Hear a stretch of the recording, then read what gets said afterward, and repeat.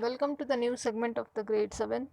Today we are going to discuss remaining part of the history chapter, rulers and buildings.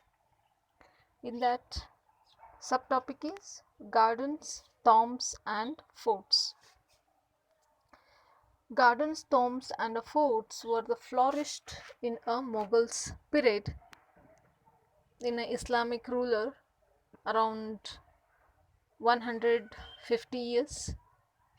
More than that, they are given more importance for to the architecture and the decoration of surrounding areas of monuments.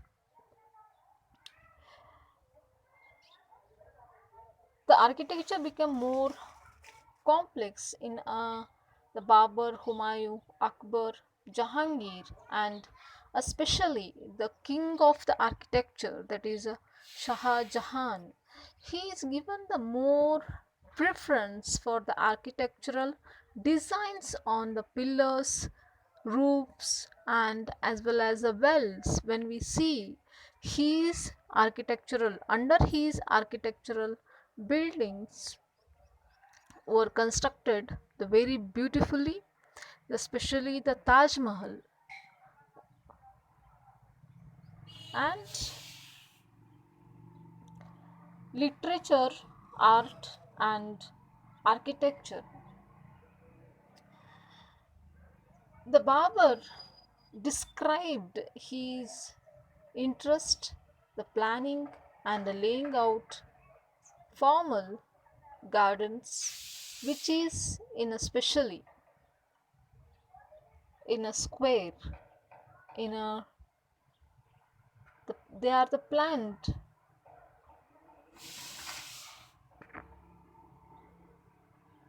especially in a square, and they are the planned the four square platforms, and they are divided into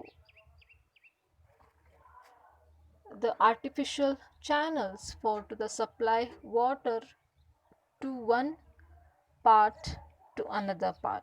They are the supplying the water, and that gardens were known as a char bagh. Char means four, bagh means garden. So they are the made. Here we can see a small picture of a char bagh, and here also this is the parts where they are the made a gardens surrounding of the building.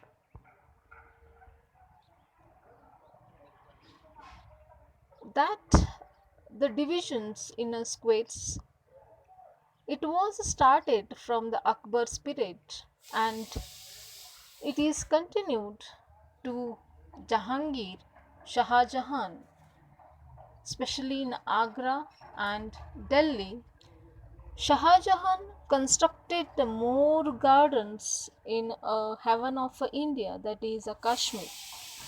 We can see a different types of the gardens at present also. It is in a surrounding of the huge buildings. In a during of the Akbar's period, in a, when we see the architecture of his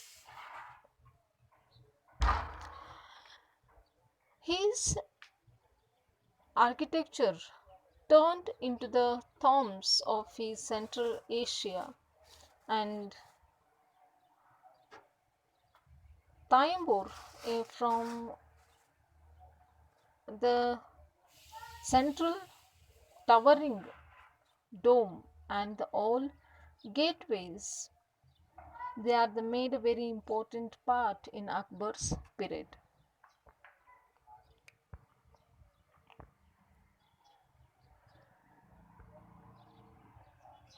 That is, Akbar was constructed his father's tomb, that is a Humayun tomb we can see, and as well as the surrounding of the building, he is a formal huge charbags, and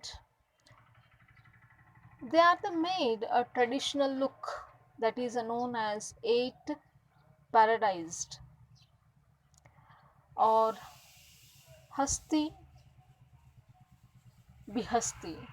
So central hall surrounded by the eight rooms, that building constructed with the red sandstone.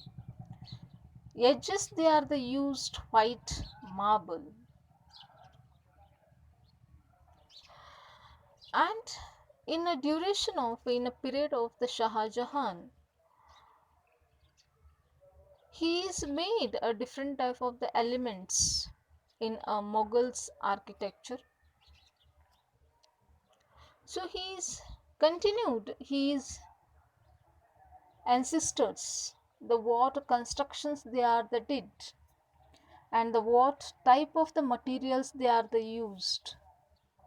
The Shah Jahan, he used huge amount of a construction, especially in Agra and Delhi, and he made the public places also, that is a Divane I Khas, that is for a public place for to a gathering as well as functions he made, and that is having a large courtyard, and along with the garden, the where we can see that is jali or chili or the fort pillared halls. 40 pillared halls we can see in that building were the constructed under the Shah Jahan.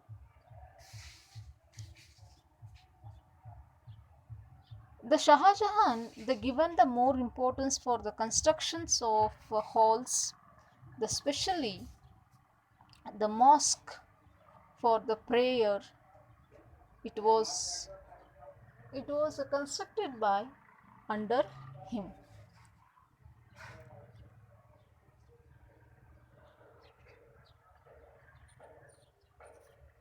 For the prayer meetings, that is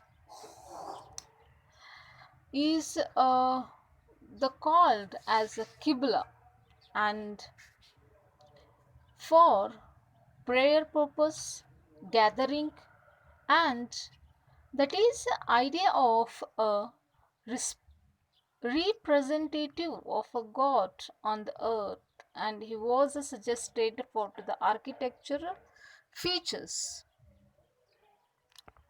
The continuation of the royalty and the justice, he is given a more importance for to the court by the Shah Jahan. In his spirit, the constructed the Red Fort.